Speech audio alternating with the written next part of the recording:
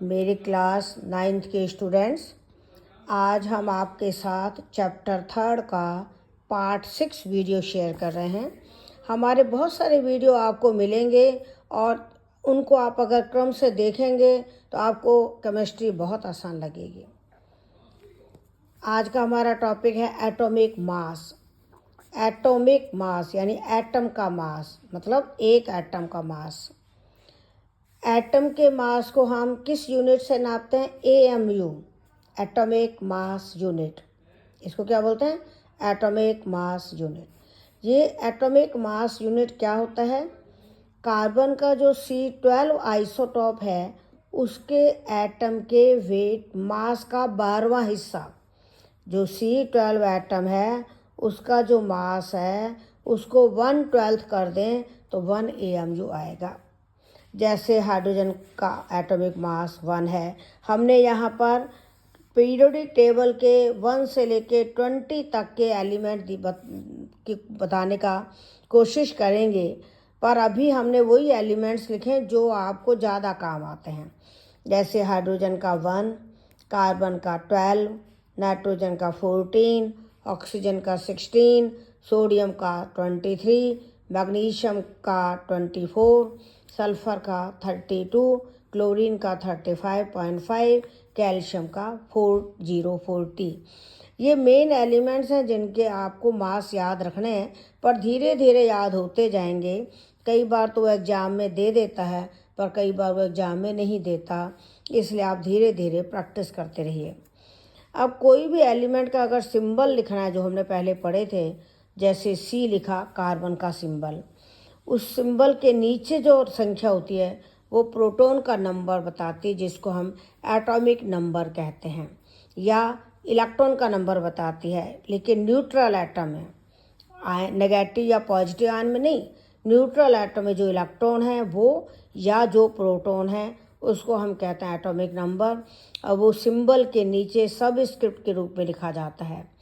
ऊपर जो super script है ये है मास नंबर, यानी एटम के न्यूक्लियस में कितने न्यूट्रॉन और प्रोटॉन हैं वो यहाँ आएगा mass number.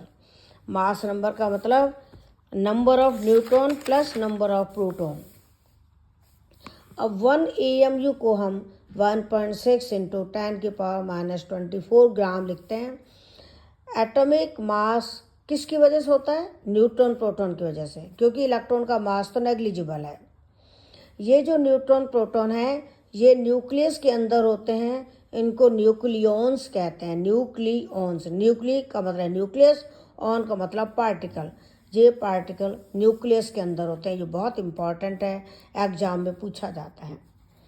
Relative atomic mass एक कंपेरेटिवली निकाला हुआ है, C12 के एटम के मास के 12th हिस्से से कंपेयर करके निकाला है, इसीलिए रिलेटिव एटॉमिक मास में कोई यूनिट नहीं होती।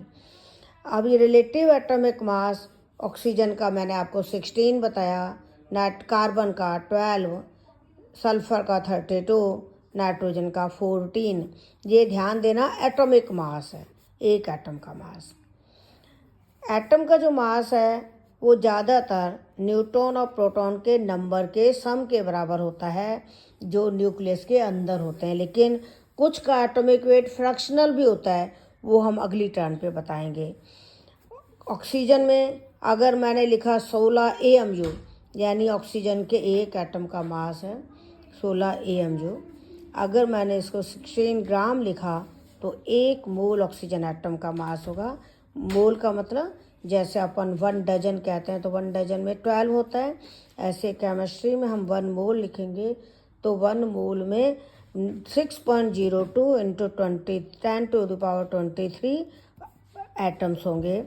तो 16 ग्राम लिखने का मतलब 1 मोल ऑक्सीजन एटम, और 1 मोल ऑक्सीजन एटम का मतलब होता है 6.02 × 10⁻23 एटम्स, जिसको हम अवोगाद्रो नंबर भी कहते हैं, और कैपिटल N और नीचे स्मॉल a लिखते हैं।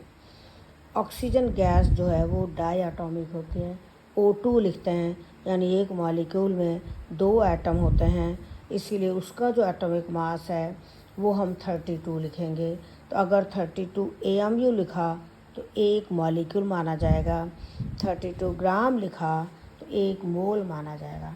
ध्यान देना, जहाँ भी मोल शब्द आएगा आपके दिमाग में आ जाना चाहिए कि 6.02 इंटू 10⁻23 से मल्टीप्लाई करना है। जैसे हमने कहा 1 मोल बनाना, तो वो होंगे 6.02 इंटू 10⁻23 बनाना। जैसे अपन कहते हैं 1 डजन बनाना, 12 बनाना, तो जब भी डजन आएगा तो हम 12 से मल्टीप्लाई करते हैं, और मोल आता है तो 6.02 इंटू 10⁻23 से मल्टीप्लाई करते हैं। तो आज के लिए इतना ही सफिशिएंट है। इसको पढ़िए, कोई दिक्कत आता कमेंट में लिखिए। All the best, thank you.